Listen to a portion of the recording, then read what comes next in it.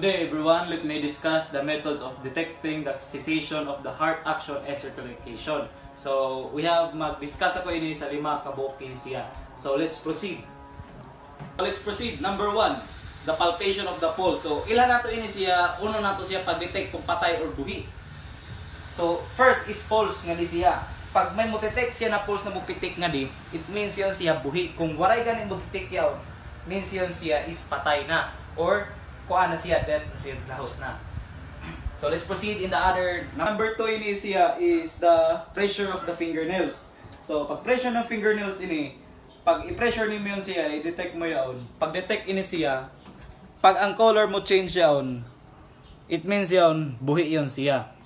Pag ang kuan, kung i-detect mo gihapon na ilaong mo yun siya, pag ang color mo gawas is yellow, it means it stay colored mo, stay na gihapon siya pagka-color, it means yun is patay na yun siya.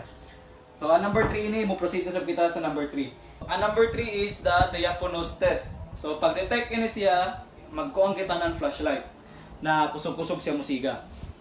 So, i-wide nimo aniya finger, pag kuha ni siya, pag flashlight nimo on, pag puwagan maklaro siya may pagka-orange or red, it means buhi. Pag yellow ang mo gawas siya on, mo proceed siya kung sa yellow, it means yon siya is patay na yaon. So, number 4. Proceed sa number 4. Number 4 ini is magkuang kita kung ang tao, mga results siya is patay na, mag-stop kaniya heartbeat or may heartbeat pa ba. So, mag-test kita.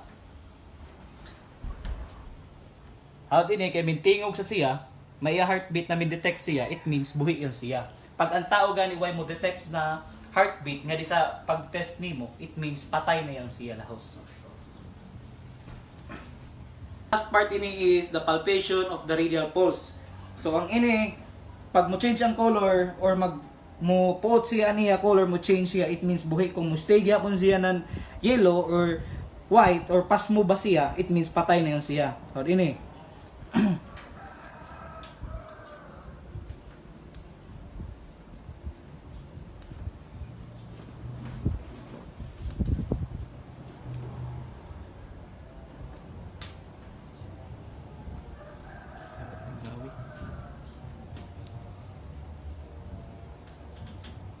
Pass forward mo din anak mo.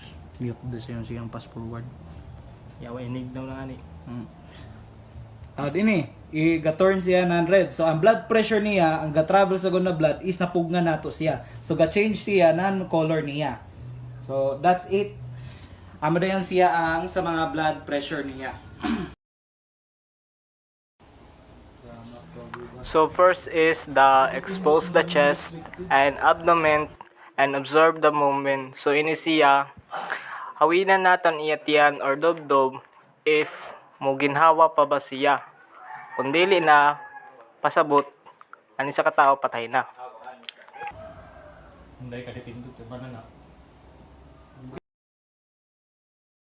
So the second is the examine the person with the aid of stethoscope. So ini siya, tanaw naton iya liog kung may mo pitik pa ba.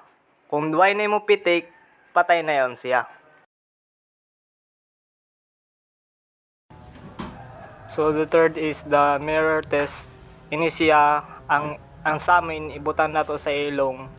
If makita mo na gamoist, pasabot yon and isa ka tao buhi pa. Fourth is the examination of feather or cotton fiber. So ini siya, ibutang nato ang cotton or fiber sa ilong ng tao. Kung muliyok ang cotton, means ang tao kay buhi pa.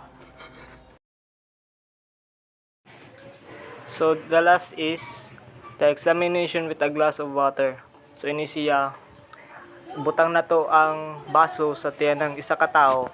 If mulihok pa ba, kung dili na gayud, patay na.